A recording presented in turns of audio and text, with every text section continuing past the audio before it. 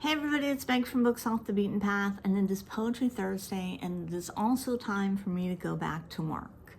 So, blah, but I like work, and so it'll be good. I'll take my hands off the table so the table doesn't keep shaking. I like work, and I enjoy what I do, so getting back into it may take a little bit, like learning to ride a bike again, because I've been off for 2 weeks, which has been wonderful. But I'm going to read a poem, and it's called The Journey by Mary Oliver. And I know you guys are probably thinking, what Mary Oliver are you going to pick this week? But I am picking The Journey by Mary Oliver. And that is because as we begin our 2025, we're all starting on new journeys. Some people look at the new year as just a flip of the page in the calendar, but I really like New Year's, and I think it's a great time for new beginnings, because it is that flip on the calendar, and you can mark it and you can measure it, and it's measurable and all that kind of crap. Anyway, I'm going to read this poem and we'll go from there. Okay, you ready? The Journey by Mary Oliver. This is one of my all-time favorites. Okay. One day you finally knew what you had to do and began. Though the voices around you kept shouting their bad advice, though the whole house began to tremble, and you felt the old tug at your ankle. Mend my life, each voice cried.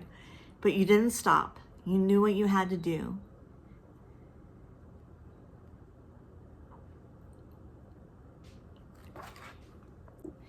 Okay, my little haunted house. I just heard the weirdest noise, like a door opening. And so I had to get up and look and see what it was. But we'll get back to the poem now. And I'm going to start over because I forgot where I was.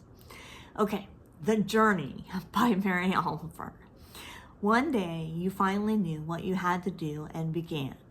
Though the voices around you kept shouting their bad advice, though the whole house began to tremble and you felt the old tug at your ankles. Mend my life, each voice cried, but you didn't stop. You knew what you had to do. Though the wind pried with its stiff fingers at the very foundations, though their melancholy was terrible, it was already late enough, and a wild night, and the road full of fallen branches and stones. But little by little, as you left their voices behind, the stars began to burn through the sheets of clouds, and there was a new voice which you slowly recognized as your own that kept you company as you strode deeper and deeper into the world, determined to do the only thing you could do, determined to save the only life you could save.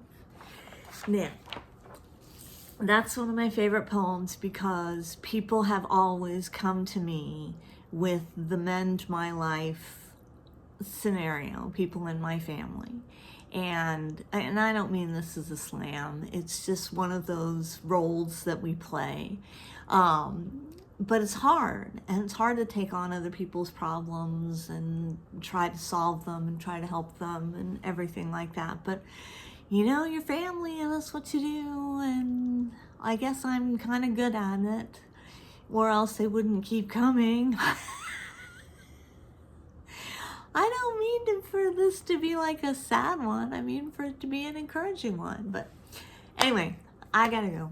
I gotta go to work, and I will be posting more and more this year, and I'm gonna read to you guys some of my writing, and hopefully it doesn't suck as much as it could.